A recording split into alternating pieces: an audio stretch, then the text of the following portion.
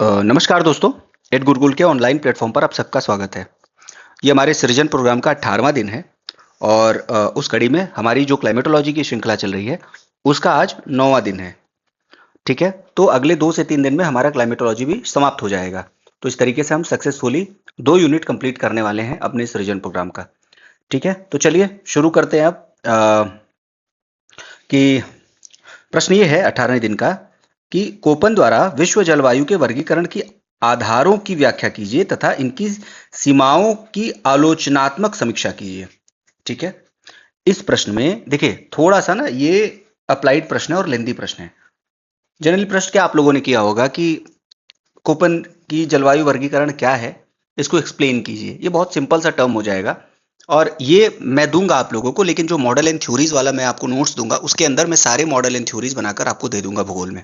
उसमें थोड़ा सा समय लग रहा है, कुछ कमिटमेंट्स हैं उनको एक बार पूरा कर लेता हूं। आपके एग्जाम से पहले जो जीडीसी का एग्जाम है उसके पहले आपको ये मॉडल एंड थ्योरीज का पूरा नोट्स मिल जाएगा। तो 18वें दिन पर चलते हैं। कोपेन द्वारा विश्व जलवायु के वर्गीकरण के आधारों की व्याख्या कीजिए तथा इसकी सीमाओं की आलोचनात्मक समीक्षा कीजिए। मतलब जो इसमें सीमाएं हैं, लिमिटेशंस हैं, उनकी आलोचनात्मक समीक्षा करनी है। तो सबसे पहले सृजन प्रोग्राम का हमारे नियम क्या होता है, हम ये देखते हैं कि जो प्रश्न हमको मिला है उसमें पार्ट कितने हैं, हमको अपने उत्तर में कितने पार्ट को एड्रेस करना है। चलिए देखते हैं। कोपन द्वारा विश्व जलवायु के वर्गीकरण के आधारों की व्याख्या कीजिए। पहला पार्ट तो हमको मिल गया।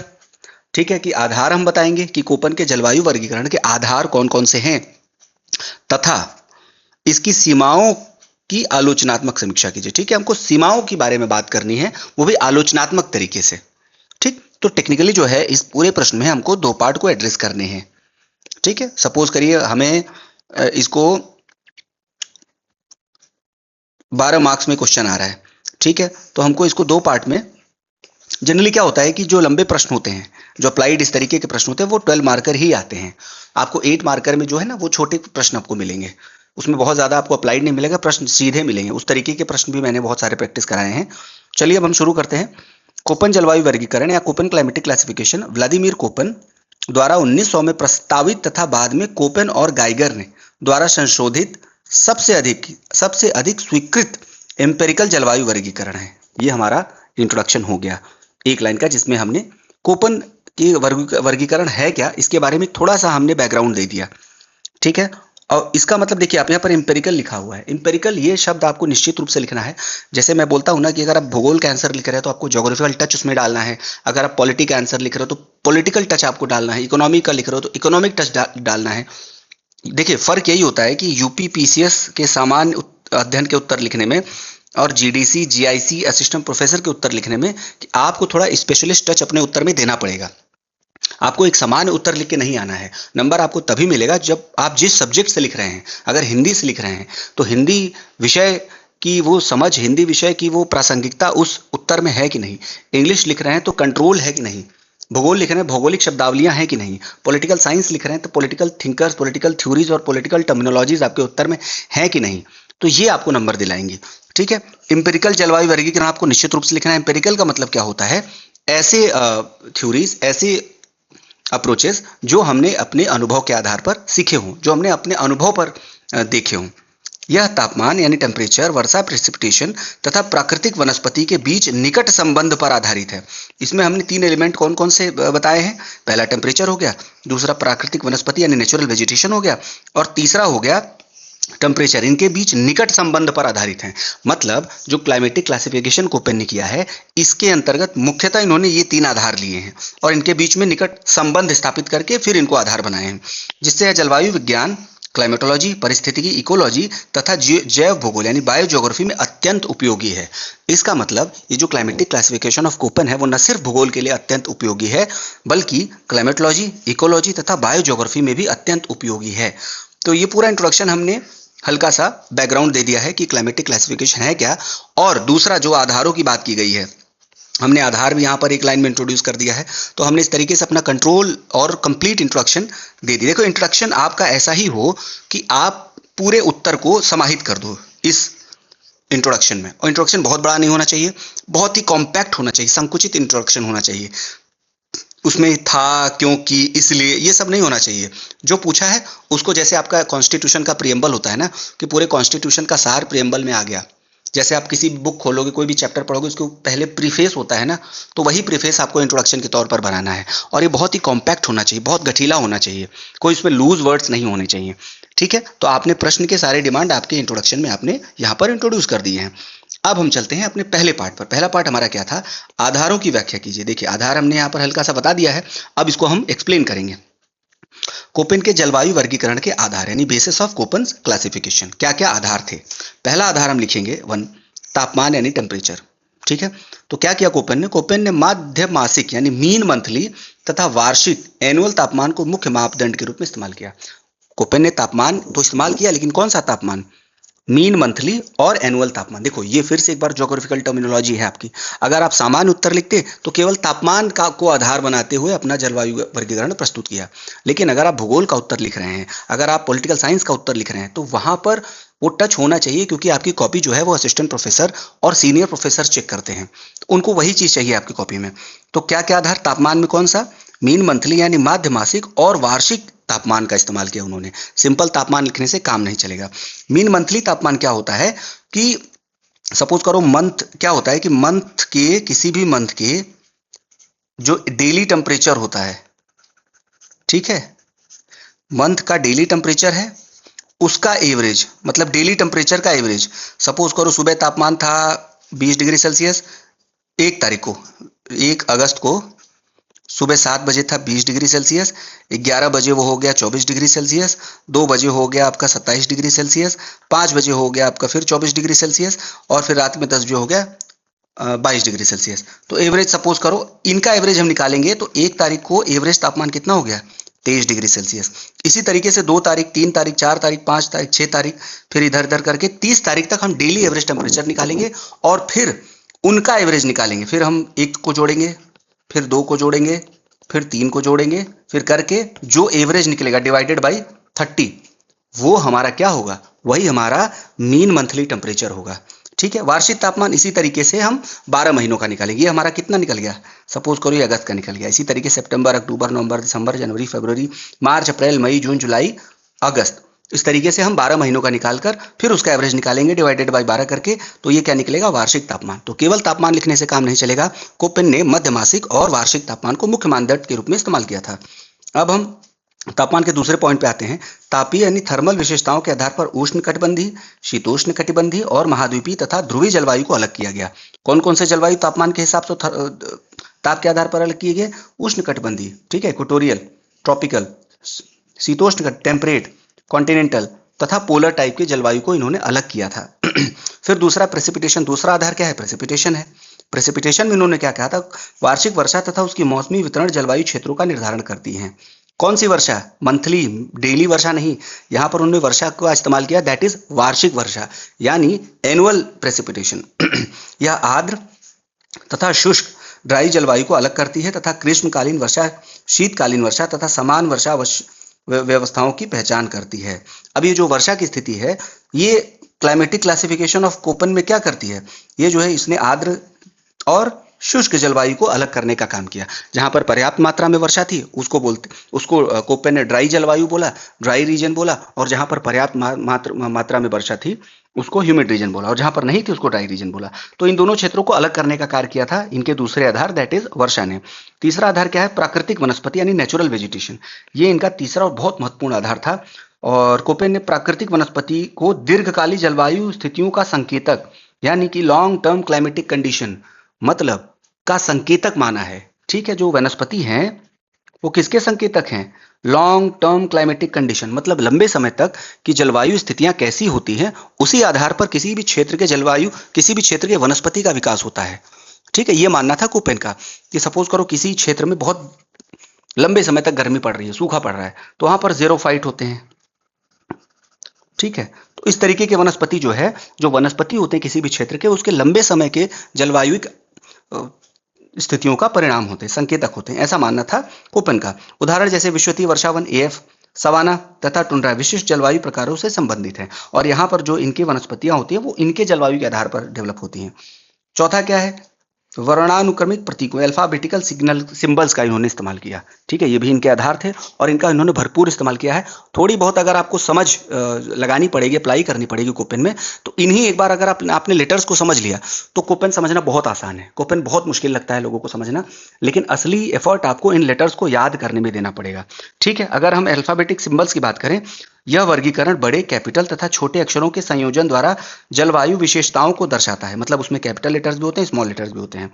अगर मेजर क्लाइमेटिक ग्रुप की बात करें तो उसमें जो है ए, बी, सी, डी, ई और एच, मुख्यतः तो 5 प्रकार के हैं, लेकिन एच को भी माना जाता है। ए की बात करें, उष्णकटिबंधीय आर्द्र जलवायु, जहां पर भी कोपेन ने ए को क्या माना, उष्णकटिबंधीय आर्द्र जलवायु यानी कि ट्रॉपिकल ह्यूमिड क्लाइमेट। बी को क्या माना, शुष्क जलवायु यानी कि ड्राई क्लाइमेट। सी को क्या माना, उष्ण शीतोष्ण क्लाइमेट यानी कि वार्म टेम्परेट क्लाइमेट, ये सी को माना उन्होंने। डी को माना शीत महाद्वीपीय जलवायु यानी कोल्ड कॉन्टिनेंटल क्लाइमेट, ये डी को माना है। ई को क्या माना, ध्रुवीय जलवायु यानी पोलर क्लाइमेट, ठीक है, जिसमें टैगा और टुंड्रा आते हैं। एच को क्या माना कि उच्च स्थलीय जलवायु यानी हाईलैंड क्लाइमेट, जो पहाड़ों के ऊपर के जो क्लाइमेट होता है उसके लिए उन्होंने एच का इस्तेमाल किया। तो टेक्निकली इन्होंने 5 दिया था, लेकिन इनके क्लाइमेटिक क्लासिफिकेशन से हम 6 की इस्तेमाल करते हैं, और ये बाद में हमने जोड़ा था। जो एच होता है ये इनके ओरिजिनल में नहीं था, बाद वाले कॉन्सेप्ट में जोड़ा गया था।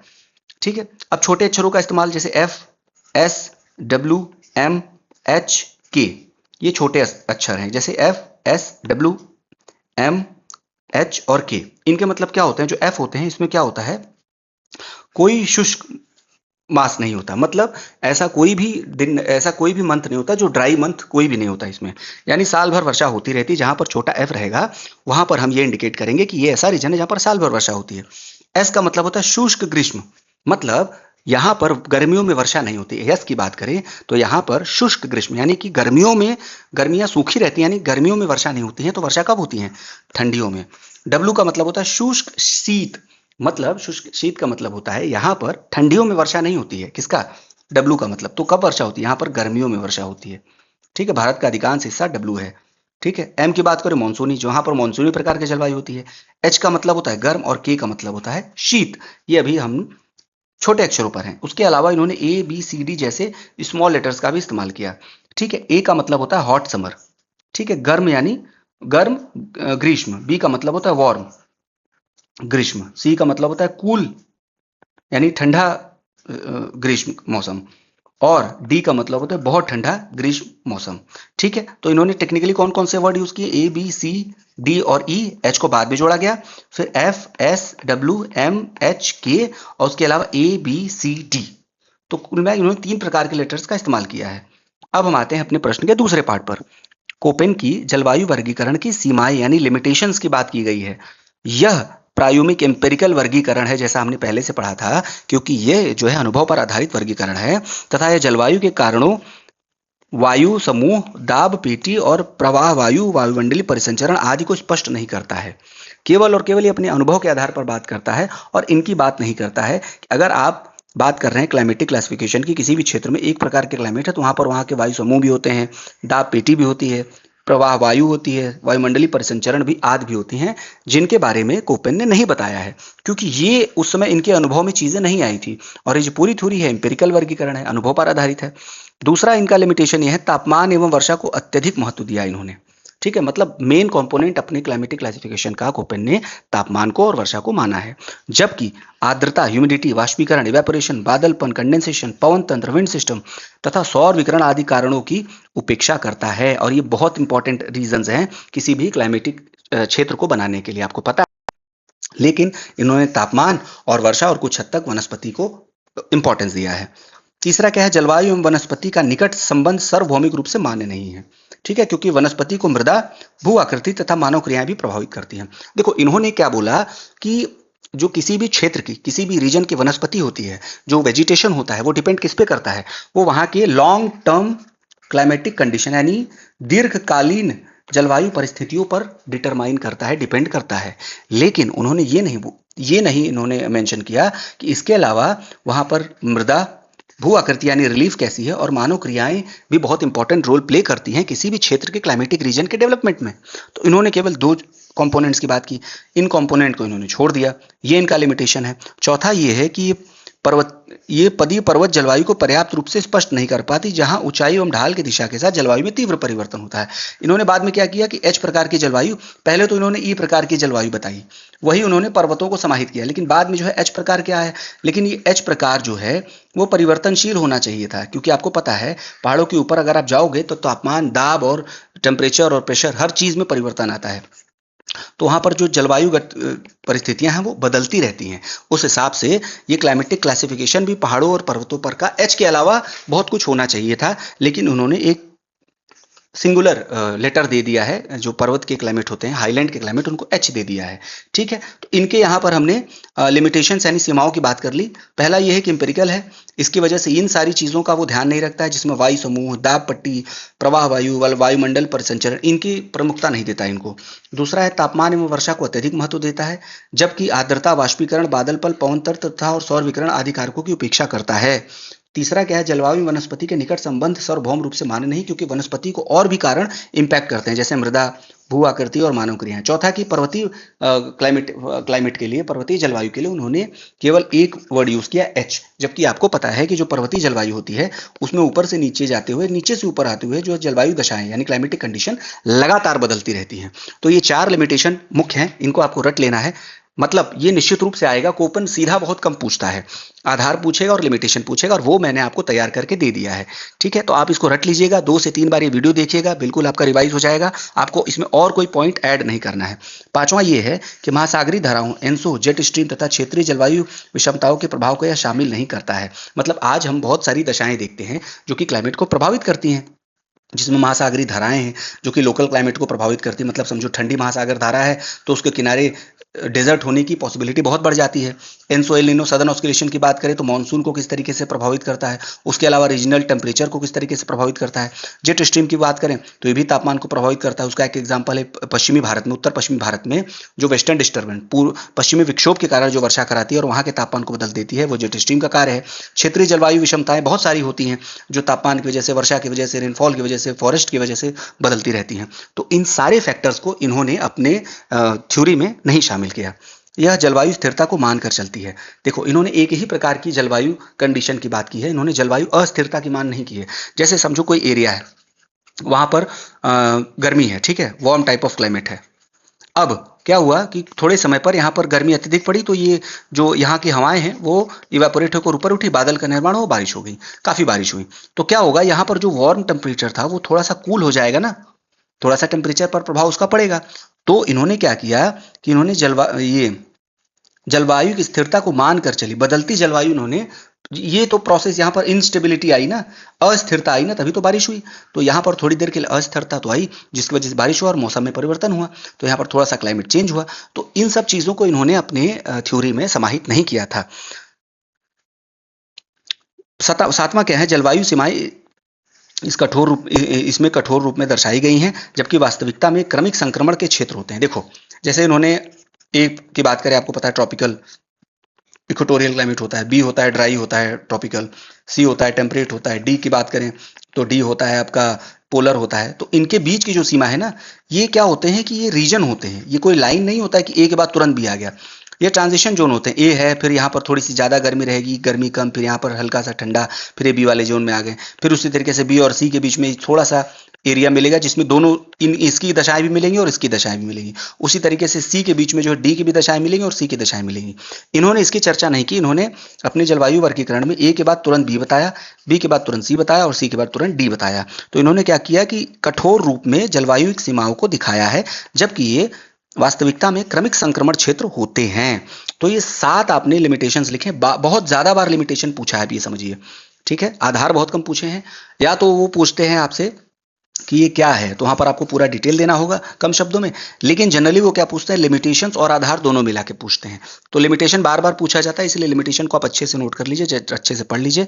ठीक है, तो ये हमारा दूसरा पार्ट हमने एड्रेस कर दिया। अब हम थोड़ा सा महत्व पर भी ध्यान देते हैं, कभी कभी महत्व भी पूछ लेता है। अपनी सीमाओं के बावजूद यह सर्वाधिक व्यवहारिक और विश्वव्यापी स्वीकृत जलवायु वर्गीकरण है। हमने देखा है कितनी सारी सीमाएं हैं, लेकिन फिर भी ये बहुत ज्यादा एक्सेप्टेड और अभी विश्वव्यापी स्वीकृत जलवायु वर्गीकरण है, जो कृषि, वानिकी, परिस्थितिकी इकोलॉजी, जैव विविधता अध्ययन बायोडायवर्सिटी स्टडीज, नगर नियोजन अर्बन प्लानिंग तथा जलवायु मानचित्रण क्लाइमेट मैपिंग में व्यापक रूप से उपयोग किया जाता है। क्लाइमेटिक क्लासिफिकेशन ऑफ कोपेन, इन सारे क्षेत्रों में इसका बहुत ही व्यापक उपयोग है। अब हम अपने कंक्लूजन पे चलते हैं। कोपेन का वर्गीकरण मापनीय जलवायु तत्वों पर आधारित एक वस्तुनिष्ठ एवं व्यवस्थित रूपरेखा प्रदान कर आधुनिक जलवायु क्षेत्रीकरण की नींव रखता है। क्या चीज?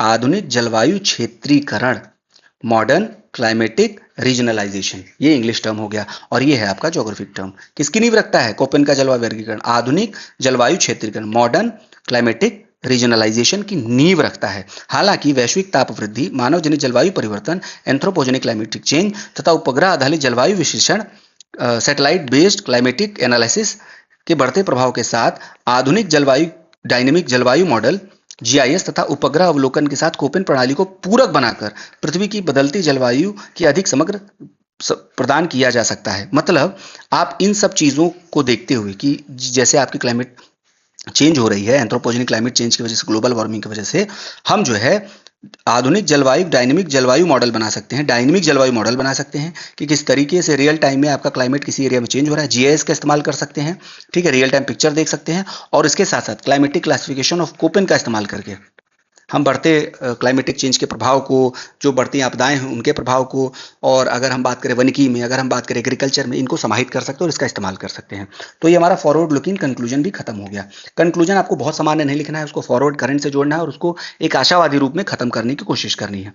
ठीक है, तो ये हमारा उत्तर समाप्त हो गया। इसमें ऐसा आपका कोई डायग्राम है नहीं और मेन चीज आपको याद करना है यही चीज। ठीक है, इसके लिए आप ये देख लीजिए, यहाँ पर जो क्लाइमेटिक क्लासिफिकेशन की बात करें तो ABCDE और ये इसके एरियाज हैं, ये इनकी विशेषताएं हैं। ठीक है, पॉज करके आप इनको लिख लीजिए, स्क्रीनशॉट ले लीजिए। फिर उसके बाद अगर हम करें ये दूसरा क्लाइमेट FMWS, ठीक है, जिसमें तो no dry season, monsoon, dry winter, dry summer, ये स्क्रीनशॉट ले लीजिए। और फिर तीसरा जो क्लाइमेटिक क्लासिफिकेशन ABCD, ठीक है, not hot summer, sorry hot summer होगा, warm summer, cool summer and very cold winter होता है। ठीक, तो ये है, इसको आप एक बार देख लीजिएगा। ये क्लाइमेटिक क्लासिफिकेशन प्री में बहुत सारे पूछे जाते हैं, आप एक बार इनको भी देख लीजिएगा। तो ये हमारा प्रश्न आज का समाप्त होता है और 18वें दिन का हमारा क्लाइमेटिक क्लासिफिकेशन समाप्त होता है। कल फिर से हाजिर होंगे 19वें दिन के प्रश्न के साथ। तब तक लिखते रहिए, चमकते रहिए। कोई सुझाव, कोई कमेंट, कोई आपका डिसीजन होगा तो निश्चित रूप से कमेंट बॉक्स में करिएगा। अगर कुछ आपको सुझाव होगा कि हम अपने इस प्रोग्राम में क्या और इंक्लूड करें तो निश्चित रूप से बताइएगा। बाकी क्लासेस आपकी रेगुलर रहेंगी। धन्यवाद।